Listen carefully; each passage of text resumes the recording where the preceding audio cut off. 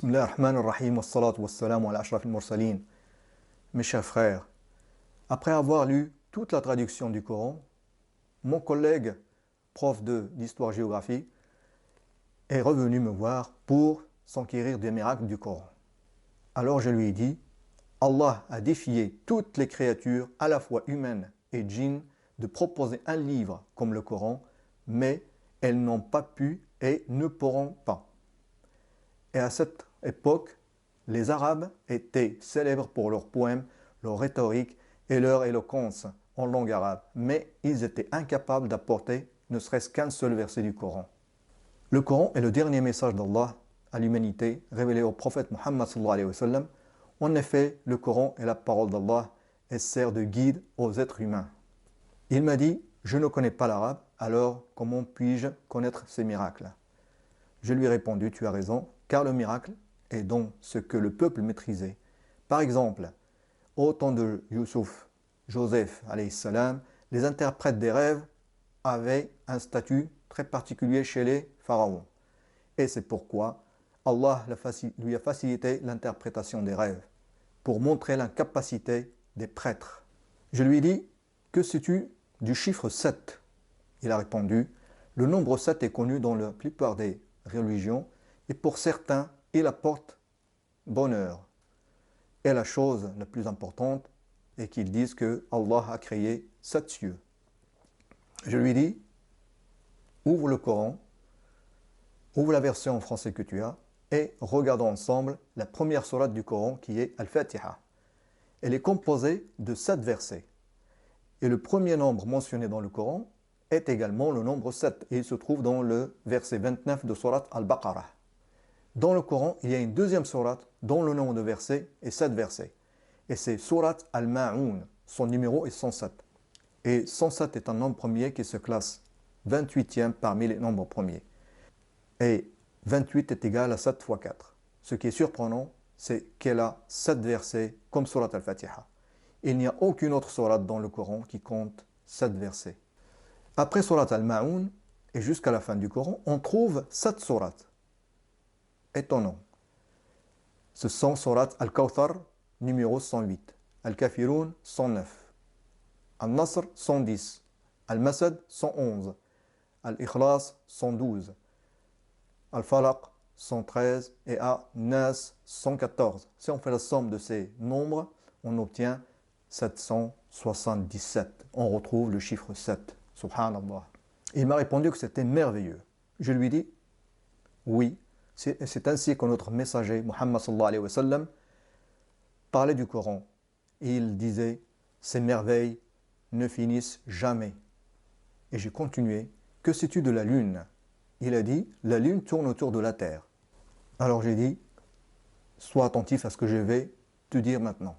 Si on observe la lune de l'espace et non depuis la terre, et cela n'est devenu possible que depuis que l'homme a voyagé dans l'espace, on constatera que la lune tourne sur elle-même en 27 jours.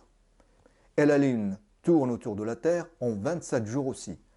Le plus étonnant, c'est que le mot lune se répète dans le Coran 27 fois. Comme la lune a 2 mouvements et qui durent 27 jours chacun, si on additionne les deux nombres, 27 plus 27 égale 54. Mais pourquoi le nombre 54? En effet, si on ouvre le Coran, la sourate qui a le numéro 54 n'est autre que sourate Al-Qamar, la lune, subhanallah. Mon collègue a été étonné et a dit, c'est vraiment incroyable. Je lui ai dit, ne te précipite pas, on n'est qu'au début. Je lui ai demandé, sais-tu quelque chose sur les abeilles? Il a répondu, les abeilles, elles jouent un rôle important dans la pollinisation de nombreux types de plantes. Et j'ai dit, écoute la suite. Pour faire une reine chez les abeilles, il faut compter 16 jours de l'œuf à la naissance. Des études génétiques qui ne datent que du siècle précédent ont permis de connaître le nombre de chromosomes chez les humains, les animaux et les plantes. Observons le nombre de chromosomes chez les abeilles. On va constater que chez les femelles, elles ont 16 paires de chromosomes. Et chez les mâles, 16 chromosomes. Car les mâles proviennent des œufs qui ne sont pas fécondés, donc ils n'ont que 16 chromosomes. Ce qu'on peut constater, c'est qu'il y a un lien entre les abeilles et le nombre 16. Et si on ouvre le Coran, la sourate qui a le numéro 16 n'est autre que sourate An-Nahl, en français, les abeilles. Ce qui est surprenant, sourate An-Nahl, les abeilles, non seulement il a le numéro 16, mais compte 128 versets. 128 est égal à 16 fois 8. Et donc le nombre de versets est aussi un multiple de 16. Il m'a dit, perplexe, c'est très étonnant. J'ai répondu, et tu n'as rien vu encore.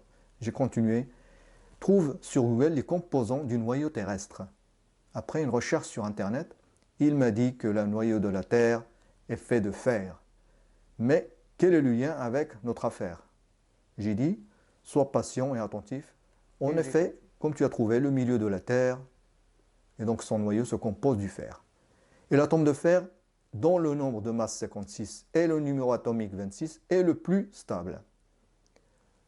Et le fer possède 28 isotopes, dont 4 sont stables, qui sont le fer 54, le fer 56, le fer 57 et le fer 58. Et Surat al-Hadid se situe au milieu des sourates du Coran en termes de numéros. Car dans le Coran, il y a 114 sourates, 114 divisé par 2 est égal à 57. Et 57 est le numéro de Surat al-Hadid, le fer. On a vu qu'Allah a mis le fer au milieu de la planète Terre et en plus, parmi les isotopes de fer stables, on a le fer 57. C'est incroyable. Il m'a dit que ce n'était pas possible qu'il y ait toutes ces concordances dans un seul livre et qui a été écrit il y a 14 siècles. J'ai répondu, et pourtant, ce n'est que grâce aux études des séismes du siècle dernier qu'on a découvert la composition du noyau de la Terre. Je lui dis, as-tu lu j'avais un livre indiquant l'âge de quelqu'un avant sa mort? Il a répondu, certainement pas, et c'est même impossible. Je lui dis, écoute bien, la dernière sourate qui a été révélée à notre prophète Mohammed sallallahu alayhi wa sallam est sourate An-Nasr. Et cela quand le prophète avait 63 ans. Et son numéro est 110. De plus, nous avons une sourate qui s'appelle Muhammad et dont le numéro est 47. 110 moins 47 est égal à 63. Et 63 est l'âge de notre prophète Mohammed sallallahu alayhi wa sallam. Donc notre prophète Mohammed sallallahu alayhi wa sallam n'a vécu que 63 ans. Subhanallah.